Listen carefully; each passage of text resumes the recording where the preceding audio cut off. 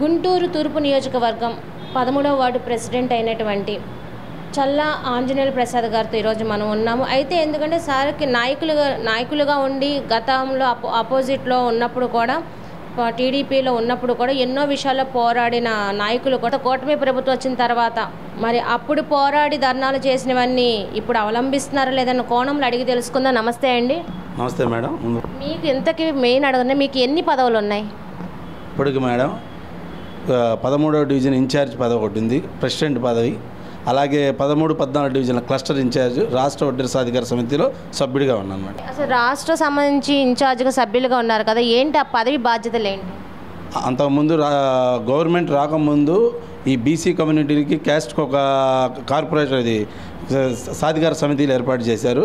ఆ సాధికార సమితి అనేది ఆ కులాన్ని తెలుగుదేశం పార్టీ వైపు మళ్లించడం కోసం గత ప్రభుత్వంలో చేసిన మా కులానికి జరిగిన అన్యాయాలని మా కులం బంధువులందరికీ తెలియపరచడం, అలాగే మా కుల బంధువులందరినీ తెలుగుదేశం పార్టీ వైపు మా ఓటర్లుగా ప్లస్ ఆకర్షితులుగా మలచడానికి మా సాధికార సమితి ఏర్పాటు చేశారు. ఆ రోజు మీ కులానికి అసలు ఏ అన్యాయం జరిగింది? అంతకుముందు టీడీపీ హయాంలో బీసీ కార్పొరేషన్ ద్వారా బీసీలకి నిధులు ప్లస్ అలాగే మా కమ్యూనిటీకి వచ్చి ఆదరణ పథకం కింద మా కమ్యూనిటీకి సంబంధించి ఈ మైనింగ్ కార్పొరేషన్లో 30% రిజర్వేషను, అలాగే మైనింగ్ సంబంధించినవి పనిముట్లు, అలాగే ప్రొక్లైన్ మిషన్లు అన్ని సబ్సిడీ కింద మా వాళ్ళకి ఎక్కువగా ఇచ్చేవాళ్ళు. అవన్నీ కూడా గత ప్రభుత్వంలో అవన్నీ కనుమరుగైపోయాయి. అవన్నీ మళ్ళీ మా కమ్యూనిటీకి తెలియపరచడం కోసం తెలియజేసి మా కమ్యూనిటీని మళ్ళీ తెలుగుదేశం పార్టీ కూటమి ప్రభుత్వం వైపు నడపడం కోసం మేము ఈ సాధికార సమితి సభ్యులుగా ఏర్పాటు చేసుకున్నది. ప్రభుత్వ ఎమ్మెల్యేని మీరు అడగలేదా? అంతకుముందు ఏది మాట్లాడినా కానీ గత ప్రభుత్వంలో మాట్లాడిన వాళ్ళే ఇదైపోయి పరిస్థితి చేశారు. అంతకుముందు ఎంతగా ఎంత పోరాడినా కానీ ఆ ప్రభుత్వానికి నిమ్మక నీరెత్తనటి పరిస్థితి.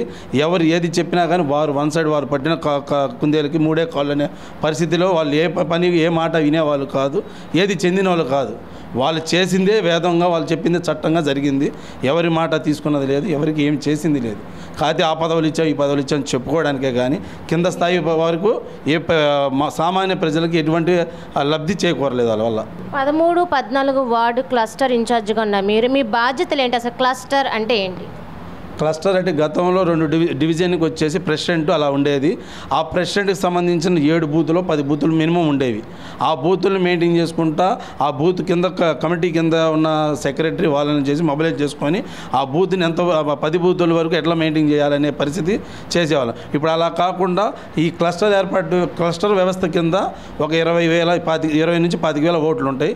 ఒక్కొక్క 5,000 ఓట్లకు కానీ ఒక యూనిట్కి మా కింద 5 యూనిట్లను పెట్టి ఆ 5 యూనిట్ల కింద 25 మంది బిఎల్ఏలుగా పెట్టి ఏ బూత్కి ఆ బూత్ బిఎల్ఏని ఏర్పాటు చేసి కింద నుంచి గ్రౌండ్ లెవెల్ నుంచి పార్టీ ప్రతిష్ట కోసం 25 మందిని ఏర్పాటు చేసుకుని 25 మందికి ఒక 5 యూనిట్లు పైన క్లస్టర్ వ్యవస్థను ఏర్పాటు చేశారు.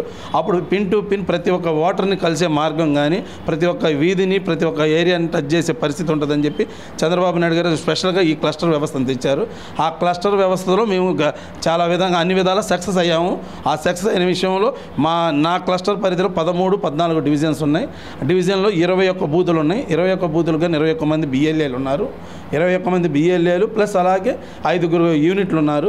వాళ్ళందరూ ఎవరి స్థాయిలో వాళ్ళు యూనిట్ చేయాల్సిన పని యూనిట్ చేశారు, బిఎల్ఏలు చేయాల్సిన పని బిఎల్ఏలు చేశారు. మొత్తం ఎవరి పని వాళ్ళు 100% సక్సెస్ చేయబట్టే ఈ వ్యవస్థ సక్సెస్ అయింది. అలాగే నా క్లస్టర్ పరిధిలో 3,200 ఓట్ల మెజార్టీ రావడం జరిగింది మేడం. మీరు ఇప్పుడు చూసుకుంటేనేమో ఈ వార్డు ప్రెసిడెంట్గా ఉన్నారు కదా, మరి ఈ ప్రెసిడెంట్గా ఉన్నప్పుడు పాయింట్కే వద్దాం. ఇప్పుడు రోడ్ల వ్యవస్థ కానీ సీసీ రోడ్లు కానీ డ్రైనేజీ వ్యవస్థ, ఈస్ట్ అంటేనే డ్రైనేజీ వ్యవస్థ, కరెంటు, మరి వీటి పరిస్థితి గతంలో ఎమ్మెల్యే గారు చాలా హామీలు ఇచ్చున్నారు, ధర్నాలు చేశారు, మీరు గుంటలో మొక్కలు కూడా నాటారు. మరి ఇప్పటికీ మొక్కలు అలాగే పెట్టుకున్నారా లేకపోతే పూడ్చే విధంగా అయితే ఉన్నారా? అంత ఇది అవసరం లేదు మేడం. ఇప్పుడు మీరు కూడా ప్రజెంట్ చూసే ఉంటారు. గతంలో పొన్నూరు రోడ్డే ఉంది. జస్ట్ ఆ రోజు మేము స్టార్టింగ్ పొన్నూరు రోడ్లోనే ఆ నెలల్లో బురదలో మొక్కలు నాటాం. అదే పొన్నూరు రోడ్డు చూడండి ఇప్పుడు ఎంత డెవలప్ అయ్యిందో. ప్లస్ నందివెలుగు రోడ్డు చూడండి, నందివెలుగు రోడ్డు బస్ స్టాండ్ పక్కనే అక్కడ మొక్కలు నాటాం మేము. అలాగే అన్ని చోట్ల మొక్కలు నాటాం. అదే మొక్కలు నాటిన కాదు ఇప్పుడు మీరు ఇది ప్రొక్లైన్తో లాగినా కానీ వచ్చే పరిస్థితి లేదు. అంత విధంగా గట్టి రోడ్లు వేయించడం జరిగింది, అంత స్ట్రాంగ్గా వేయించారు. అలాగే మీరు ఇప్పుడు కరెంటు గురించి మాట్లాడారు.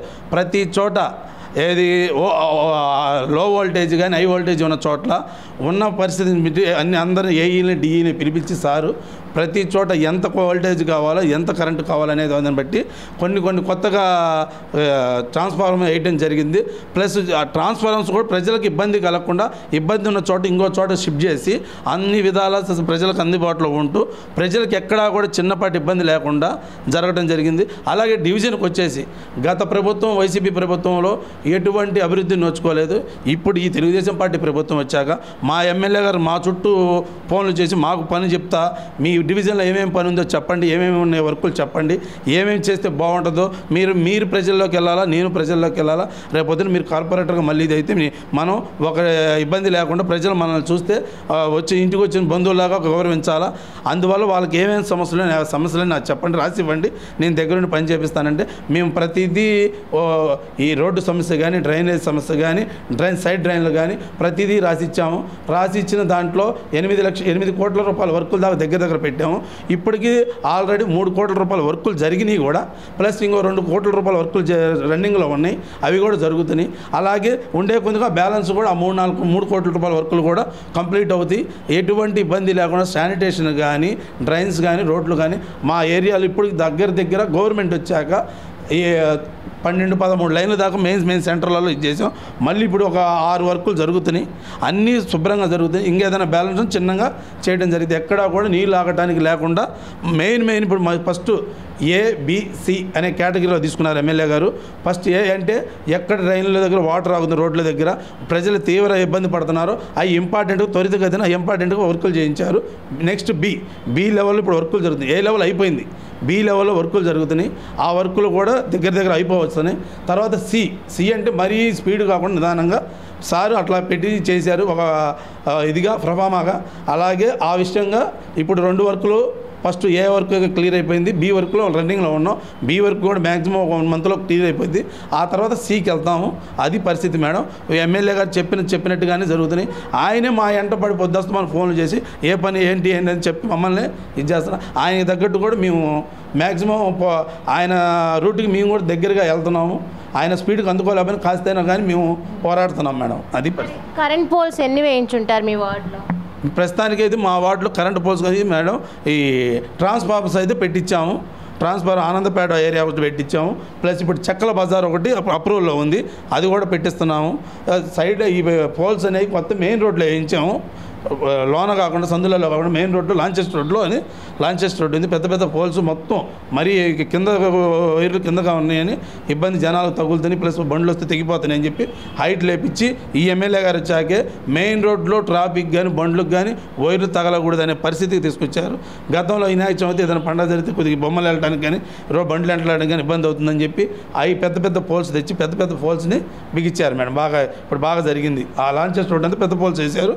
అవి కనెక్షన్ ఇచ్చి కొద్దిగా ఇన్ టైంలో జరుగుతుంది వర్క్ అది కూడా. ఆనందపేట కొన్ని మీరన్న వార్డు ఏరియాలో చెత్త కాలువల్లో పేరుకుపోయి శానిటైజేషన్ చెయ్యట్లేదు. నా దగ్గర విజువల్స్ కూడా అవి ఉన్నాయి. ఎక్కడ మాత్రం మున్సిపల్ వాళ్ళు వచ్చి చేయించుకునే విధంగా మీరు ఎందుకున్నారు? గతంలో మీరు అన్నట్టు గతంలో ఉన్నదేమో ఇప్పుడేమీ లేదు. గతంలో తీసుకున్న కాంట్రాక్టర్లే ఈ కొంచెం ఇలాంటి క్రియేట్ చేస్తున్నారు. గతంలో ఉన్న పాలకులే ఇవన్నీ చూపించి ఇలా ఒక భూతద్దంలా చూపిస్తున్నారండి.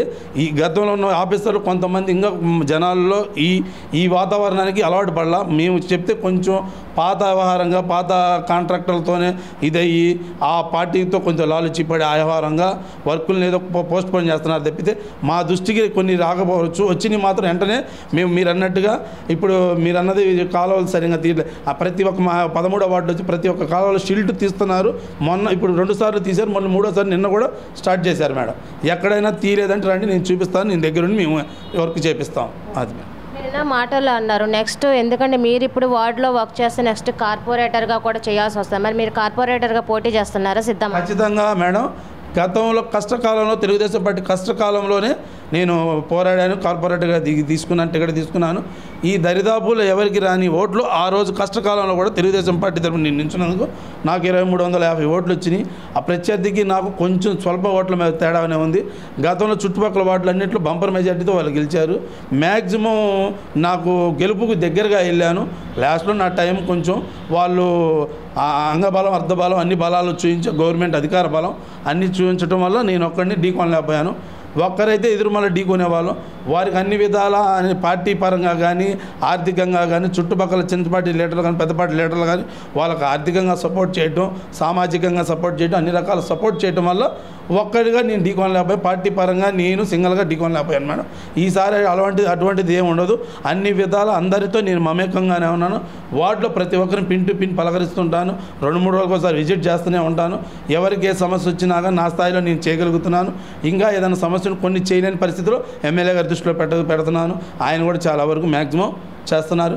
ఏమన్నా మొత్తం పూర్తిగా అంటే పూర్తిగా 100% అయితే చేయలేదు, చేయగలుగుతాం, చేస్తామని చెప్తున్నాం. అందరిలాగా చేసాము చెందుతున్నాము అని చెప్పే పరిస్థితి కాదు.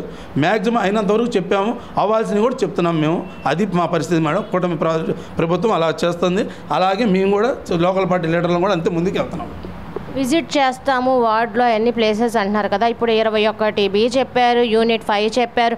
మరి ఈ లెక్కను చూసుకుంటే తల్లికి వందనం మీ 13-14 క్లస్టర్గా కానీ మీ వార్డులో కానీ ఎంతవరకు వెళ్ళినాయి, విజయం ఎంతవరకు వచ్చింది? ఇప్పుడు వచ్చేసి మేడం డివిజన్కి వచ్చేసి 4 సచివాలయాలు ఉన్నాయి. సచివాలయానికి వచ్చి ఒక్కొక్క సచివాలయానికి మినిమం 300 నుంచి 400 మంది లబ్ధిదారులు ఎంపిక అయ్యారు. దగ్గర 200 నుంచి 250 మందికి ఆల్రెడీ అమౌంట్లు పడ్డాయి. ఒక 100-150 మంది కొంచెం చిన్న వేరియేషన్, వాళ్ళు ఏదో లోటుపాట్లు ఉండటం వల్ల వాళ్ళకి పడలేదు. అది కూడా సాంకేతిక కారణాల వల్ల ఈ రోజు నుంచి సచివాలయంలో వాళ్ళకి ఏమేమి ప్రాబ్లమ్స్ ఉన్నాయో రెక్టిఫై చేయమన్నారు.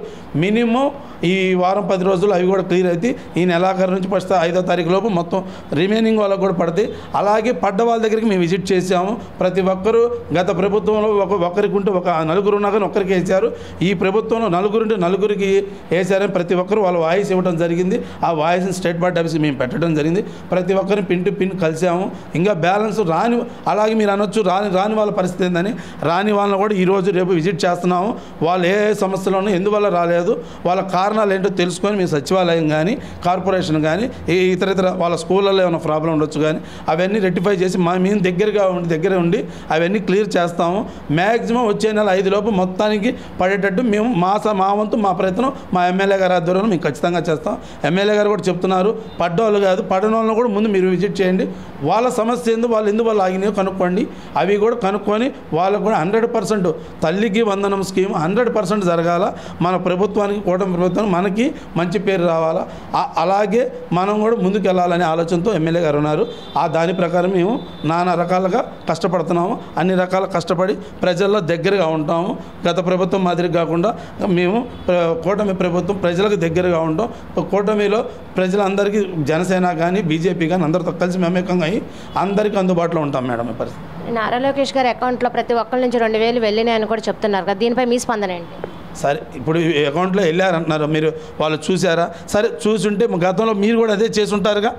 గతంలో మీరు ఇప్పుడు ఒక పని మనం చేస్తే గతంలో అవతలను కూడా అదే పని అంటాం. 1000 చూపిస్తే 3000 మనకి వెళ్ళి తిరిగి ఉన్నట్టుగా గతంలో మీరు ఆ 13,000 మీరు వేసారు ఒక్కరికి, ఆ 2,000 కూడా మీ చెవిలో పెట్టుకున్నారా? ఇప్పుడు వాళ్ళు ఆలోచించేది అది కాదు. ఏదో ఒక రకంగా నిన్నటి దాకేమో తల్లికి వందనం అనేది స్కీమే రాదు, పడదు, ఏమి చేయరు అన్నారు. ఈరోజు తల్లికి వందనం గురించే మాట్లాడట్లా, డిస్కస్ చేయట్లా. ఒకవేళ వేస్తేనేమో బ్యాలెన్స్ వేయలేదు, బ్యాలెన్స్ అమౌంట్ ఏదో ఒక రకంగా మీరు ఎంత మంచి చేసినా మీరైతే యాక్సెప్ట్ చేయరు. నేను రీసెంట్గా నిన్న వేరే వాళ్ళని అడిగాను, అందరి విజిట్లో అందరిలో భాగంగా అందరిని కలిసా. వేరే వాళ్ళని అడిగాను మేడం, వైసీపీ వాళ్ళని. వాళ్ళలో కూడా అయ్యా మాకు కొంతమందికి మా ఇంట్లో ముగ్గురికి పడ్డాయి అన్నారు. 2-3 మాత్రం మాకైతే ఏది వేసారని చెప్పలేక మనసు రాక వాళ్ళ ఇంట్లో డబ్బులు పడ్డాయి. నలుగురికి మనసు రావట్లా. చేసిన మంచిని చెప్పలేరు మీరు. వైసీపీ ప్రభుత్వం వైసీపీ పార్టీ వాళ్ళు ఎవరికి కూడా ఎప్పుడు చెప్పరు, ఎప్పటికీ చెప్పలేరు కూడా. వాళ్ళు ఏంటంటే ఎప్పటికీ కూడా తెలుగుదేశం పార్టీని కూటమి ప్రభుత్వాన్ని ఆపాదించి ఏదో ఒక రకంగా బురద పుచ్చే ఆలోచనతోనే ఉన్నారు. ఇప్పుడు 15,000 వేసినా కానీ ఏదో రకంగా ఇంకా పడలేదని ఏదో రకంగా సంపాదిస్తారు వాళ్ళకి ఎప్పుడు ఎంత చేసినా కానీ వాళ్ళకి ఇది చేసి కరువు అయినట్టు వాళ్ళ పరిస్థితి. విన్నారు కదా ఆంజనేయ ప్రసాద్ గారు చెప్పడం ఏంటంటే, గుంటూరు తూర్పు నియోజకవర్గంలో ఎమ్మెల్యే నజీర్ గారు వెంటపడి మరి వార్డుల్లో కానీ ప్రజలకు ఏ సమస్యలు నా వద్దకు రండి, సమస్యల మీద ముందు మీరు ధ్యాస పెట్టండి. ఈ వార్డులో ఉన్న ప్రజలు ఏ సమస్య ఉన్నా, రోడ్డు వ్యవస్థ ఉన్నా, ఇంకే సమస్యలు ఉన్నా, సచివాలయ వ్యవస్థ సమస్య ఉన్నా, ఇప్పుడు తల్లికి వందనం నారా లోకేష్ గారు ఏదైతే ప్రతి ఒక్కళ్ళకి ఆసరాగా ఇంట్లో ఒక 10 మంది ఉన్నా సరే, పిల్లలు ఇంటికని చెప్తున్నా 10 మంది ఉన్నా సరే వేసే విధంగా చేసింది. గ్రాండ్ సక్సెస్గా ఉంది. ఇంకా రాని వాళ్ళకు కూడా మేము వచ్చే నెల 5 లోపు మొత్తం మేమే వెతికి రాని వాళ్ళకి ప్రాబ్లమ్స్ ఏంటి, గ్రౌండ్లో ఏం ప్రాబ్లం ఉంది, వాళ్ళకి ఎందుకు రాలేదు కూడా వెరిఫికేషన్ చేయమని ఎమ్మెల్యే నజీర్ గారు మాకు చెప్పారు. ఇది కూడా మేము పూర్తిగా 100% తల్లికి వందనం అనేది ఈ ప్రాజెక్ట్ మాత్రం మేము 100% సక్సెస్ చేసే బాధ్యత మేము తీసుకుంటే అనే విధంగా ఇప్పుడు ప్రసాద్ గారు చెప్పడం అయితే విన్నాం. కెమెరామెన్ వల్లితో శ్రావణి 6R9 న్యూస్.